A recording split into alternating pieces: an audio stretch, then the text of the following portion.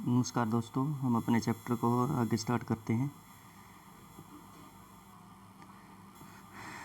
Some school children were visiting on an exhibition on the handicrafts. The article in the exhibitions were collected from the different parts of the country. Mona picked up a bag and exclaimed, "This is a beautiful handbag. Yes, it is made from the jute." The teacher said, "Do you see those baskets, lamps, shades and chairs? Those are made of canes and bamboos. तो क्या है कि कुछ बच्चे हैं जो school के क्या है एक एग्जीबिशन में गए हुए हैं जहाँ पर हस्तकलाएँ जो प्रदर्शित की गई है उनमें से कुछ आर्टिकल हैं वहाँ से कुछ कलेक्ट करते हैं और वो क्या है कि पूरे के पूरे हमारे जो भारत के अलग अलग भागों से आए हैं। कुछ बच्चे हैं उनको उठा रहे हैं और एक लड़की मोना है वो उसको उठाती है और वो एक हैंड बैग है और वो कहती है कि ये देखो ये तो जूट से ये कितना सुंदर है। तो टीचर कहता है ये जूट से बना हुआ है। आप ये जो बास्केट देख रहे हैं यहाँ पर ये चेयर है, लैम्प शेड्स जो भी दिखाई दे रहा है आपको, ये सारे के सारे क्या बैम्बू से बने हुए हैं। ये in the eastern and north eastern humid region of India bamboo grow in the plenty. उसके बाद टीचर ने बताया कि जो हमारा पूर्वी और उत्तर पूर्वीय क्षेत्र है वहाँ पर बहुत बड़ी मात्रा में क्या है इनका निर्माण होता भी यहाँ पर क्या है कि बहुत बड़ी मात्रा में उत्पादन किया जाता है। Jessie was excited to see a silk scarf, see that a beautiful scarf. The teacher explain that silk is obtained from the silk worms that are bred on mulberry trees. उसके बाद उन्होंने कहा कि भाई एक लड़की है उसको स्कार्फ बहुत अच्छा लगता है सिल्क का।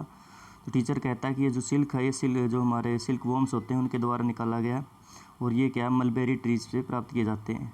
The children understand that plants provide us in the many different products that we use in our day-to-day life। तो बच्चों को समझ में आ गया कि जो हमारे जो प्लांट्स होते हैं वो क्या करते हैं हमें बहुत बड़ी मात्रा में क्या है प्रोडक्ट देते हैं जिनका हम आज के समय में हर दिन के में यूज करते हैं इसको।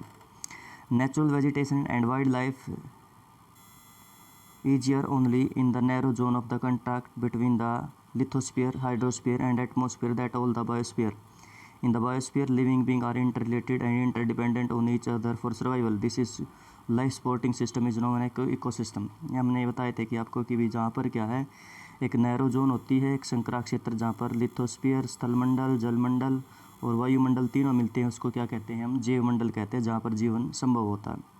इसी प्रकार से क्या है जो हम बात कर रहे हैं कि जो बायोस्फीयर होता है ये क्या करता है लाइफ को सपोर्ट करता है।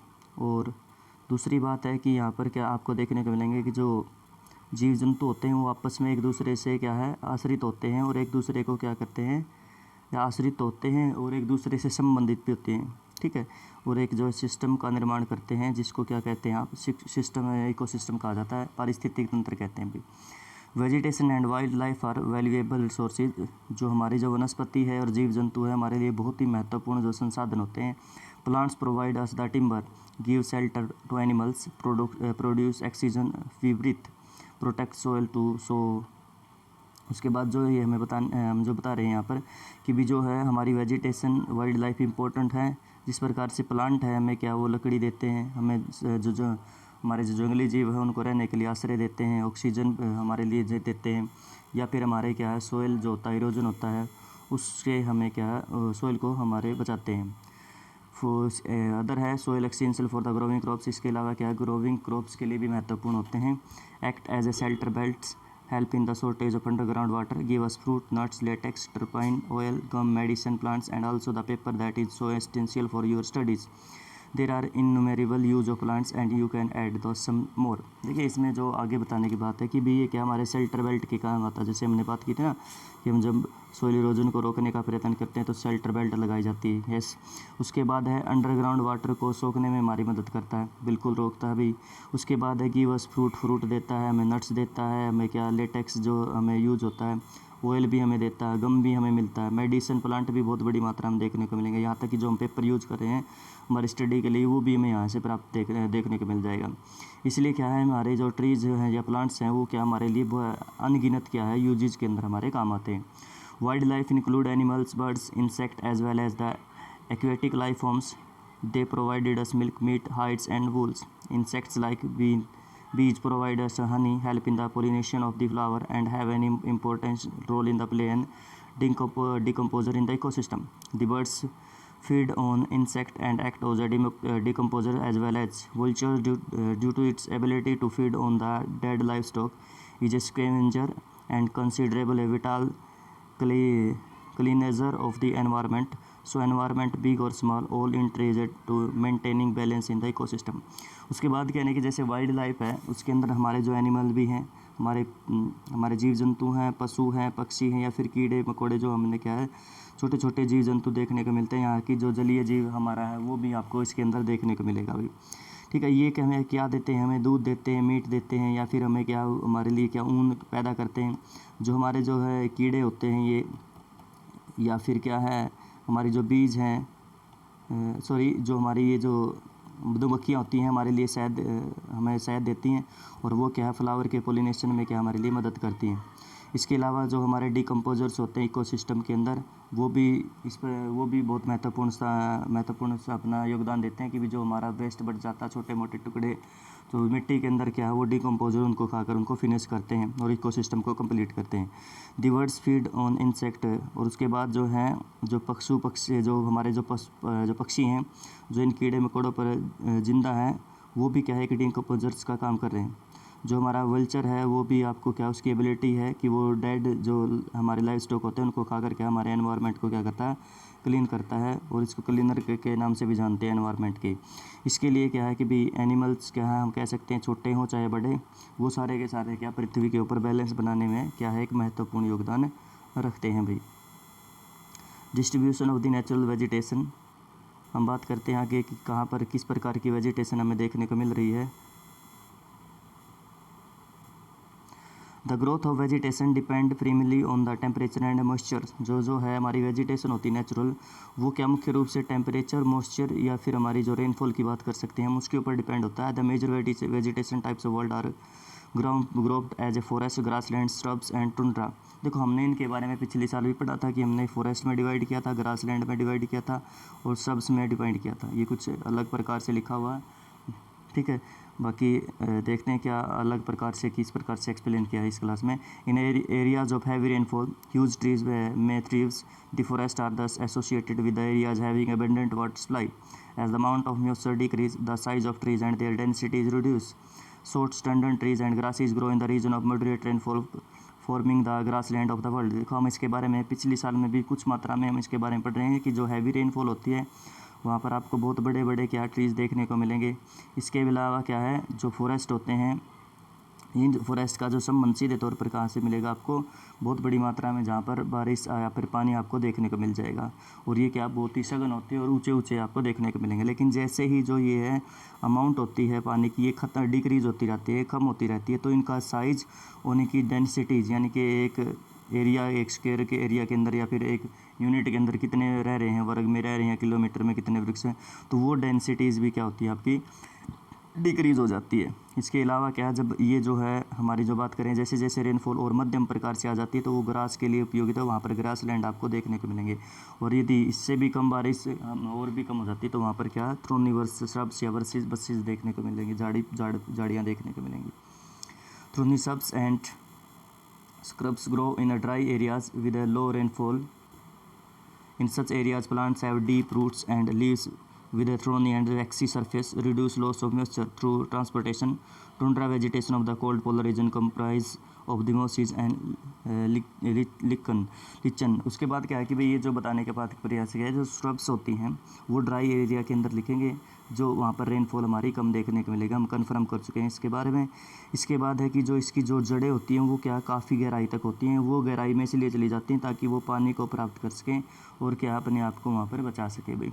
इसके अलावा टुंड्रा वेजिटेशन होती है वो कोल्ड पोलर हमारी जो रीजन की होती है जिसमें क्या है काई है और ये लिकन जो आपको दिखाई दे रही है, दो प्रकार की जो हमारी वनस्पति वहाँ पर देखने को मिलेगी।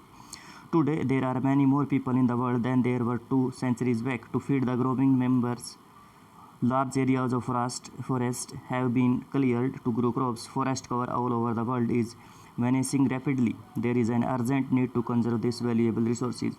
यदि हम बात करें कुछ शताब्दियों पहले की, कुछ जैसे मान लीजिए 2 सेंचुरी पहले की बात करें तो वहाँ पर हमारी जनसंख्या कम थी तो हमें कम मात्रा में फीड की आवश्यकता थी लोगों को खिलाने के लिए। तो अब क्या है, ये लगातार बढ़ती चली गई है संख्या। तो अब क्या है, ये इस नंबर को, बढ़ती जनसंख्या को मेघालय के लिए क्या है कि बहुत बड़ी मात्रा में फॉरेस्ट को क्या कर दिया गया, हमने क्लियर कर दिया, हमने काट दिया भाई, और वहाँ पर क्या करने की कोशिश की है, हमने क्रॉप्स ग्रो करने की कोशिश की है। उसके बाद है फॉरेस्ट कवर, क्या है कि जो पूरे के पूरे जो वर्ल्ड में आपको देखने को मिल रहा था वो क्या धीरे धीरे क्या ख़त्म होता चला जा रहा है। इसलिए क्या हमें इनको बचाने की बहुत आवश्यकता है, ताकि जो हमने रिसोर्सेज की बात की कि भी यहाँ पर किस प्रकार के रिसोर्सेज हमें देखने को मिल रहे थे, तो वो अगर हम इनको नहीं रोक पाए तो वो सारे के सारे क्या हो जाएंगे, ख़त्म हो जाएंगे भी। उसके बाद है conservation of the natural vegetation and wild life. तो हम इनको किस प्रकार से कंजर्व कर सकते हैं। फॉरेस्ट आर आवर वेल्थ, ये हमारा क्या है, एक खजाना है। Plants give shelter to the animals and together they maintain the ecosystem. अभी हमने बात की कि हमारे लिए शेल्टर है एनिमल्स के लिए, क्या इकोसिस्टम बनाते हैं। Change of climate and human interference can cause of the loss of natural habitats for the plants and animals. Many species have become vulnerables or endangered and some are on the verge of the extension. देखो सीधी सी बात है कि भाई जो हमारा climate में change हुआ, या फिर हमारी मनुष्य की जो बहुत बड़ी मात्रा में इंटरफेरेंस हुई है, हमने जितना अंदर घुसे हैं, ये क्लाइमेट चेंज भी काफ़ी हमारा ही देन है। तो इससे क्या है कि जो प्लांट्स हैं और एनिमल्स हैं उनको लॉस हुआ, वो ख़त्म होने वाले हैं। और यहाँ पर क्या है, हमने क्या है, बहुत सारी स्पीसीज़ को क्या है, एनिमल्स की या फिर जो हमारी ट्रीज़ की है, उनको इस हद तक क्या है हमने क्या प्रभावित कर दिया कि वो आपको क्या देखने के मिलेंगे, वो सुभेद्य होते चले जा रहे हैं, या फिर क्या है आप कह सकते हैं संकटग्रस्त जातियों के अंदर रखा गया। और कुछ जो जातियाँ तो बिल्कुल क्या अपने अंतिम जो है स्टेज के ऊपर हैं, या फिर आप कह सकते हैं वो लुप्त भी हो चुकी हैं अभी। Deforestation, soil erosion, constructional activities, forest fires, tsunami and landslide are some of the human and natural factors which accelerate the process of extinction of these resources। हम जैसे कि हम वृक्षों काट रहे हैं, मृदा प्रदूषण हो रहा है, या फिर हमारे खुद की एक्टिविटीज़ हैं जहाँ पर हम निर्माण का कार्य करते हैं, जंगलों में आग लग जाती है, सुनामी आती है, लैंडस्लाइड आ जाती है, बाढ़ आ गई, या फिर अन्य प्रकार की ह्यूमन एक्टिविटीज़ हैं, जिसकी वजह से क्या है इनके जो ख़त्म होने की दर है वो क्या है काफ़ी तीव्र गति से बढ़ती चली गई है। One of the major concern is the poaching which result in the sharp decline in the number of particular species। तो हमें क्या इसका सीधे तौर पर ये देखने को मिला है कि कुछ विशेष प्रकार की जो प्रजातियां हैं उनकी संख्या में लगातार गिरावट आती चली जा रही है। The animals are poached for collection and illegal trade of hides, skin, nails, teeth, horns as well as the feathers। जो हमारे जो है ना पशु पक्षी हैं, जो इनका उपयोग क्या किस में कर रहे हैं हम, इनका उपयोग हमें व्यापार के मध्य में जो है गैर कानूनी तरीके से क्या है इनका व्यापार किया जाता है। व्यापार क्या है, उनकी खाल को बेचा जाता है। खाल के साथ साथ क्या है कि उनके जो दांत होते हैं, या फिर उनके सींगों की बात कर सकते हैं, या फिर यहाँ तक कि उनके जो पंख होते हैं उनको क्या है बेचा जाता है। और ये सारा का सारा काम क्या है गैर कानूनी तरीके से किया जाता है। Some of these animals are tiger, lion, elephants, deer, black buck और क्रोकोडाइल, राइनासोर। तो इनमें से क्या है सबसे प्रमुख है टाइगर, लोयन, एलिफेंट। इनके एक तो कुछ एग्जाम्पल आपको ये हैं। इसके अलावा snow leopard, ostrich and peacock, these can be conserved by the increasing awareness. और इनको क्या है हमें क्या है लोगों को जागरूक कर कर ही इसको बचाया जा सकता है इनको। National park, wild life sanctuaries, biosphere reserve are made to protect our natural vegetation and wild life. Conservation of creeks, lakes and wetland is necessary to save the precious resource from the depletion. उसके बाद जो हमने बताई थी कि भी national park है हमारे, या फिर हमारी वाइल्ड लाइफ सेंचुरीज हैं, या फिर तीसरे नंबर पर हमने बात की थी बायोस्फीयर रिजर्व होते हैं। हमने ये नेचुरल सेंटर दिए गए हैं वहाँ पर, ताकि वो अपने आप को ग्रो कर पाएँ, और जिससे क्या है कि इनको बचाया जा सकता है। इसके अलावा क्या है हमें क्या है अपना जो पानी है वहाँ पर जो हमें अलग से इकोसिस्टम देखने को मिल रहा है, तो उसको भी क्या है बचाना पड़ेगा। तो ये भी हमारा ही काम है। There is a balance in the environment if the relative numbers of the species not disturb. यदि हम बात करें कि भाई हमारी बहुत जो स्पीसीज़ हैं, अगर हमने इनके अंदर ज़्यादा मात्रा में छेड़छाड़ नहीं की तो हमारा जो एनवायरनमेंट है वो बैलेंस में रहेगा। Human activities in several part of the world have disturb the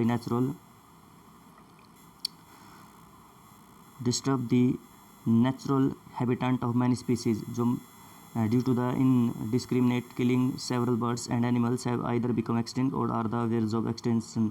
उसके बाद है कि बहुत बड़ी मात्रा में मनुष्य जहाँ पर घुसा है, यानी कि मनुष्य के आते ही क्या बहुत बड़ी मात्रा में जो हमने स्पीसीज हैं ये जहाँ पर वो रहते थे उनके आश्रय स्थल को क्या कर दिया हमने ख़त्म कर दिया है। इसी वजह से क्या हमने बहुत बड़ी मात्रा में वहाँ पर उनको मारा भी है, और हमारी जो कुछ वर्ड्स हैं या फिर एनिमल्स हैं वो क्या है बिल्कुल लुप्त होने के कगार पर हैं, और बहुत सारे तो क्या वो लुप्त भी हो रहे हैं। Awareness program like social forestry and Van Mahotsav should be encourage at the regions and community levels. तो हमें क्या करना पड़ेगा, अवेयरनेस प्रोग्राम चलाने पड़ेंगे। जैसे सोशल फॉरेस्ट्री की बात कर सकते हैं कि भी हम क्या कर सकते हैं, भी हमें कोशिश करनी चाहिए कि भी हमें वृक्षों को लगाना चाहिए। इसके अलावा वन महोत्सव मनाना चाहिए। जैसे हमारे भारत में क्या जुलाई के जो है शायद पहले सप्ताह में बनाया जाता है, जुलाई मंथ में। ये should be encourage at the regional और कम्युनिटी लेवल। और ये क्या है कि मैं एक क्षेत्र के स्तर पर और एक पूरे के समुदाय को अपनी क्या है अपनी रिस्पॉन्सिबिलिटी लेनी चाहिए ताकि हम इन रिसोर्सेज को बचा सके भी। School children should be encourage to bird watch and visit nature camp to their appreciate the habitat of wild species. तो जो स्कूली बच्चे हैं उनके लिए भी क्या है कि उनको एनकरेज करना चाहिए कि वो पक्षियों को देखें और प्रकृति की जो है देखने के लिए क्या उनके लिए कैंप लगाने चाहिए अलग से, ताकि वो है इनके बारे में जानकारी प्राप्त कर सके और क्या है उनके बारे में बताना चाहिए कि किस प्रकार से इनको बचाया जा सकता है। Many countries have pass laws against the trade as well as the killing of birds animals. In India killing lions, tiger, deers, great Indian bustards and peacocks illegal. देखो बहुत सारी जो कंट्रीज़ हैं उन्होंने क्या है अलग से इनको बचाने के लिए क्या है कि लॉ बनाए हुए हैं कि ना तो आप उनको मार सकते ना ही आप उनका व्यापार कर सकते हैं भी। ठीक है, जिस प्रकार से भारत की बात करें, लोयन है, टाइगर है, डियर है, या फिर ग्रेट इंडियन बस्ट बर्ड है, पीकॉक है, तो ये सारे के सारे क्या बैन है, आप इनका क्या नहीं कर सकते, इनका शिकार नहीं कर सकते। एंड इंटरनेशनल कन्वेंशन सिटीज़ है has been established that list several species of animals and birds in which trade in prohibited। इसके अलावा ये इंटरनेशनल संस्था है, उन्होंने भी अपनी एक जो लिस्ट बताई है स्पीसीज़ की, जिस क्या है कि भी आप लोग इनका क्या है व्यापार नहीं कर सकते। Conservation of the plants and animals is an ethically duty of the every citizens. तो ये जो हमारे प्रत्येक समुदाय की बात करें, प्रत्येक जाति की बात करें, तो सब की क्या है ये हमारे लिए एक ड्यूटी होती है कि हमें क्या है इन रिसोर्सेज को बचा के रखना पड़ेगा भाई। बस भाई इतना ही है, क्वेश्चन आंसर करेंगे बाद में।